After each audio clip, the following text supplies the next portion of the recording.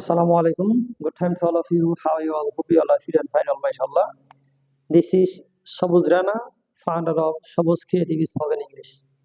Today I would like to share about use of a. আমরা সবসময় বলি এটা আর হবে, এটা আর না, এটা উচ্চারণ হচ্ছে আ। আজকে আমরা আর এর ব্যবহার সম্পর্কে আলোচনা করব। তো চলুন বিস্তারিত আলোচনা শুরু করে দেই। তো আজকের আলোচনা যেহেতু আর সম্পর্কে, তো এখানে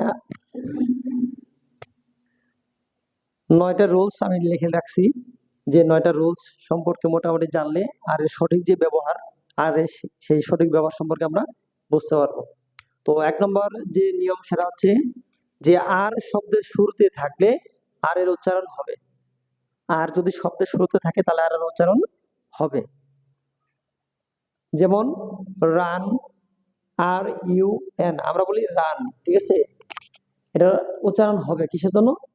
কারণ আর হচ্ছে শব্দের শুরুতে, আর এখানে আছে কি আর এইচ ওয়াই এম ই, এটা হচ্ছে কি রাইম, রাইম। তার মানে কি শুরুতে আর থাকার কারণে আর এর উচ্চারণ আর হচ্ছে, ঠিক আছে। এরপরে দ্বিতীয় রুলস হচ্ছে পাশাপাশি দুটি আর থাকলে আর এর একটি আর এর উচ্চারণ হবে।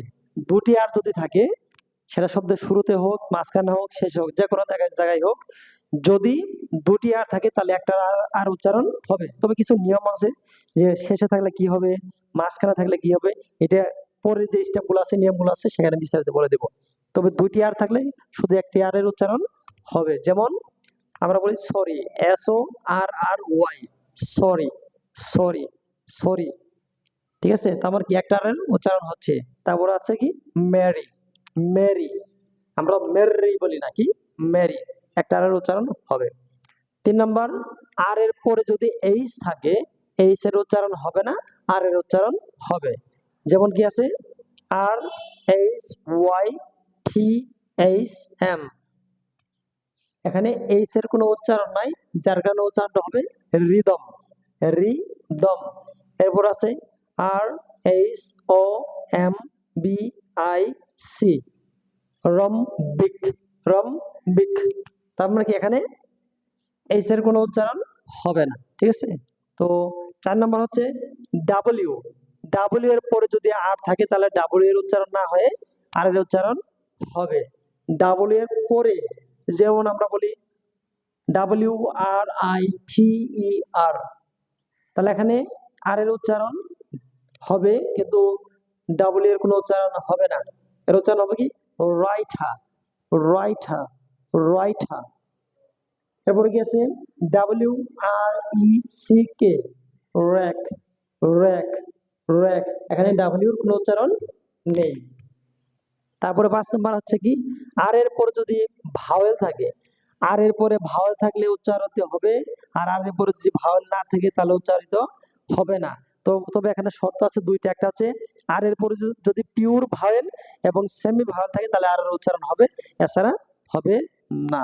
যেমন ফি আর এই ওয়াই, ফ্রেই, ফ্রেই, ফ্রেই, এখানে আর এর উচ্চারণ হওয়ার কারণটা কি আর এর পরে এ ওয়াই, এই হচ্ছে পিওর ভাওয়েল, পিওর ভাওয়েল, আর ওয়াই হচ্ছে সেমি ভাওয়েল, যার কারণে কি আর এর উচ্চারণটা এখানে হচ্ছে।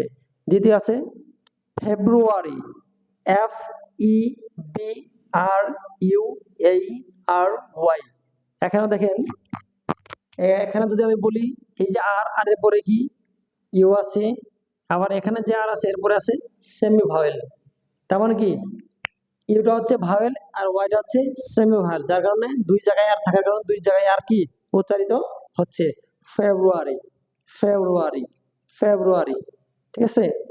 তারপরে 6 নম্বর যে রুলস আছে আর এর পরে যদি সেমি ভাওয়েল থাকে, আমরা জানি ভাওয়েল 5টি, সেমি ভাওয়েল 2টি, দুইটি সেমি ভাওয়েলের আগে যদি আর থাকে তাহলে আর এর উচ্চারণ হবে। যেমন আছে সি আর ওয়াই, আর এর পরে কি আছে ওয়াই, খেরি, এখানে কি হবে সি আর ওয়াই, কি হবে ক্রাই, ক্রাই, ক্রাই। আর এখানে কি আছে ডি আর ওয়াই, এখানে ওয়াই ওয়াই হচ্ছে কি সেমি ভাওয়েল, এখানে কি হবে ক্রাই, এখানে হবে ড্রাই, ড্রাই, ড্রাই। এরপরে কি আছে আর, আর এর পরে যদি পিওর কনসোনেন্ট, পিওর ভাওয়েল এবং পিওর কনসোনেন্ট, আর এর পরে যদি পিওর কনসোনেন্ট থাকে তাহলে আর এর উচ্চারণ হবে না। যেমন টি, এ, এই, আর, টি। তারপর কি আর এর পরে কি আছে টি আছে, টি হচ্ছে পিওর কনসোনেন্ট, তাহলে আর এর উচ্চারণ এখানে হবে না। আমরা বলতাম পার্ট, পার্ট আর সহ পি কে প বলতাম, তাহলে এখানে কি হবে ফার্ট, ফাট। তেমন কি আর এর উচ্চারণ সাইলেন্ট, এখন পি এর উচ্চারণ কি হবে ফি হবে, ফাট, ফাট। এরপরে কি আছে সি, এই, আর, টি। তারপর কি আর এর পরে আবার কি আছে টি আছে, পিওর কনসোনেন্ট, এজন্য কি আর এর উচ্চারণ হবে না, কি হবে খাট, খাট, খাট। ঠিক আছে। এরপরে আছে কি আর যদি ওয়ার্ডের শেষে থাকে, আর যদি ওয়ার্ডের শেষে কোনো শব্দের শেষে থাকে তাহলে আর এর উচ্চারণ হবে না, সাইলেন্ট থাকবে। যেমন টি, ই, এ, সি, এইচ, ই, আর। এখানে কি আছে টিচা, উচ্চারণ হবে কি টিচা। আমরা বলতাম টিচার, টিচার, টিচার হবে ঠি ছা, ঠি ছা, আর এর উচ্চারণ হবে না। এরপর আছে কি এস, এম, এই, আর, টি। আর এরপরে কি আছে টি আছে, এজন্য উচ্চারণ কি হবে না, আর এর উচ্চারণ হবে না, কি হবে স্মার্ট, স্মার্ট, স্মার্ট। ওকে, এখানে আর এর উচ্চারণ হবে না। এবং ফাইনালি যে ওয়ার্ড আছে, যে নিয়ম আছে, শেষ নাম্বার, নাম্বার 9, ওয়ার্ডের শেষে যদি আর ই থাকে, মানে একটা শব্দ আছে, একটা ওয়ার্ড আছে, তার শেষের ওয়ার্ড যদি মানে শেষের লেটার যদি আর ই থাকে তাহলে এখানেও আর এর উচ্চারণ হবে না। আপনারা প্রশ্ন করতে পারেন যে ই হচ্ছে ভাওয়েল, তাহলে এখানে উচ্চারণ হবে না কেন? এটা হচ্ছে রুলস, যে আর এর আর ই যদি সবার মানে ওয়ার্ডের শেষে থাকে তাহলে আর এর উচ্চারণ হবে না। যেমন কি আছে এম, ও, আর, ই। আমরা বলি মুর, মুর, এটা মুর না, এটা হবে মু, মু, মো। ওকে। এরপর কি আছে সি, এই, আর, ই। আমরা বলি care, take care, take care. Care হবে না, এটা হবে খেয়া, খেয়া, খেয়া। ওকে। সো আশা করি সবাই বুঝতে পারছেন। যদি আমার ক্লাসগুলো ভালো লেগে থাকে তাহলে ইনশাআল্লাহ সবাই আমার সঙ্গে যুক্ত থাকবেন, লাইক, কমেন্ট, শেয়ার অবশ্যই করবেন। এবং আমার এই ভিডিওগুলো ইউটিউব চ্যানেলে আপলোড করা হয়, তো আশা করি সবাই ইউটিউব চ্যানেলে গিয়ে আমার চ্যানেলকে সাবস্ক্রাইব করবেন এবং লাইক করবেন এবং পাশে থেকে সহযোগিতা করবেন।